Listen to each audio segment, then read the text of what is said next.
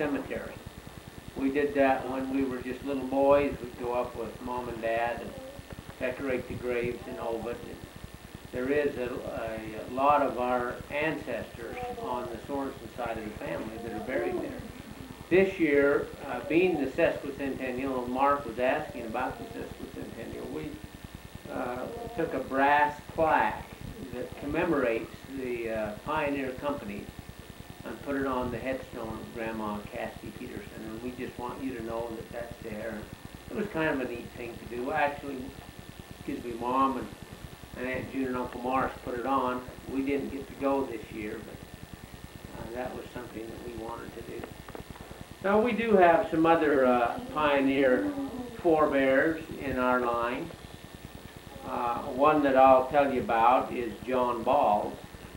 John Balls joined the church in England, and I don't know the exact date.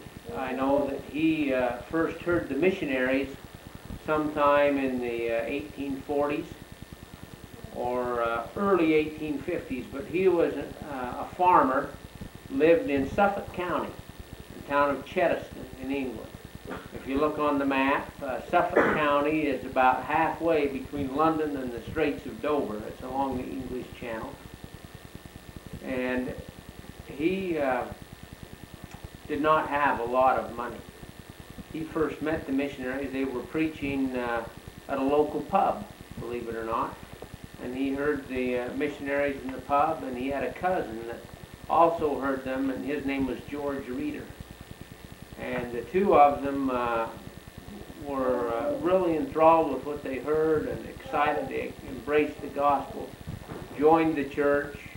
George Reeder didn't have a lot of money either, but Grandpa Balls gave him what savings he had, and George Reeder came to this country shortly after they were and their families were baptized.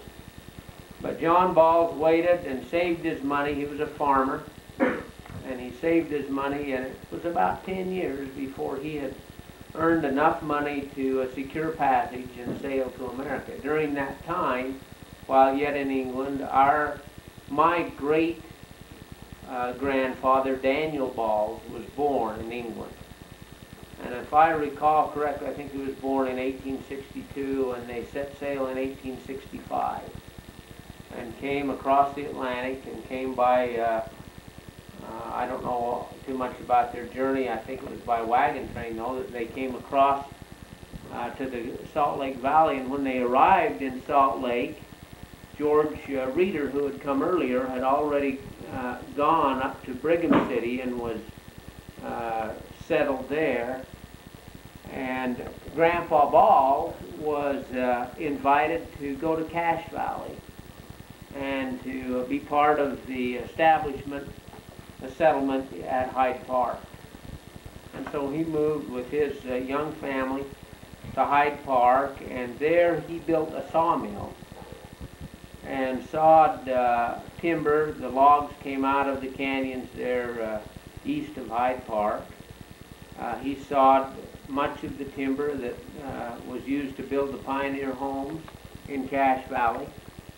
He also was a laborer at the Logan Temple and worked for years as a laborer at the temple, doing carpentry work primarily.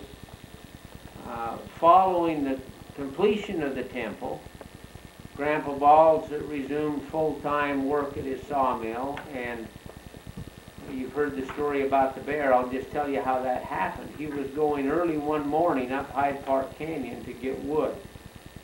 In those days, they'd fell the trees either with an axe or with a saw, a buck saw, and then they'd bring the logs down the canyon with a team, and then they'd saw them up at the mill.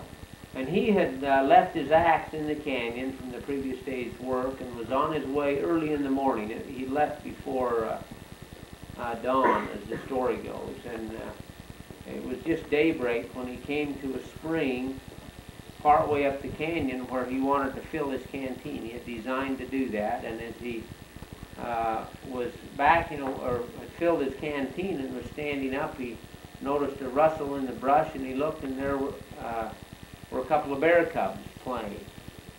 And he started to back away from the spring, and just then over on his other side, the mother bear sensed his presence, and she raised up, smelled, and saw him, and charged him. She felt that he was threatening her cubs. And he had no protection, except he had a canteen. He did have on his long sleeve coat. It was still cool in the morning. But he put his hand across his face to shield his face and just played dead. And the bear would grab him and just shake him like a rag with her teeth. And mostly she chewed on his leg. She'd bite him by the leg and just pick him up and throw him around.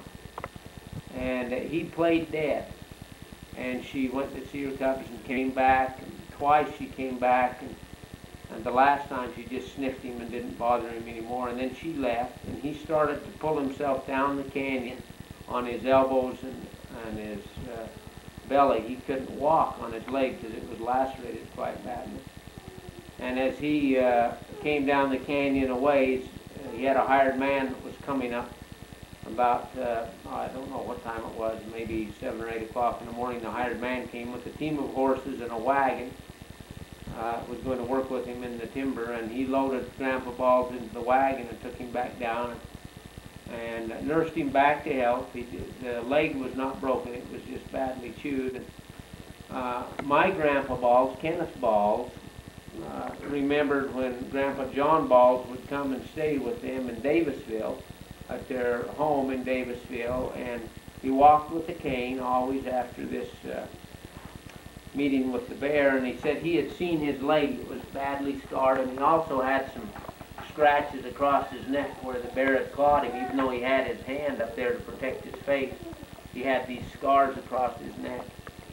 And Grandpa Balls always wore a shirt with a top button so that people wouldn't notice the scars on his neck so bad. He's buried in Hyde Park. He had I think he had 14 children, if I remember correctly.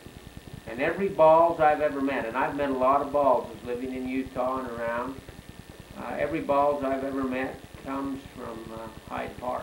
I know there are some others in the Balls family that live in America that aren't from Hyde Park. I looked up on the computer once on the internet in the phone book to see how many Balls listings there are, and I just punched it in. And it took a little while to compute it. There's 186 Balls families. I saw Uncle Ken in there, and I saw Uncle Mark in there, and a lot of our relatives I saw in there, people that I knew. In fact, probably half of the names that I saw in the Balls U.S. West directory for the United States were people that I either knew personally or knew who they were. So that was kind of interesting. I had an opportunity a few years ago. I was on a trip with the Farm Bureau, and we were in a bus, and we stopped at a place called Calico, which is between California and Las Vegas. It's a ghost town. And we stopped there on this bus ride. We were returning to Utah just for a little refreshment break, and I met a fellow who was touring from England. And when I asked him where he was from in England, and he said, well, I'm from Suffolk County. And I said, oh, Suffolk County, do you know Chetiston? He says, yes, Chetiston is a little community there. And I said, well, my ancestors come from Chetiston. Their name is Balls. And he says, oh, the Balls family is very well known in Suffolk County. He said, there are a lot of Ballses there. And I thought that was kind of interesting. Another thing I just would mention is another pioneer ancestor we have is Mary.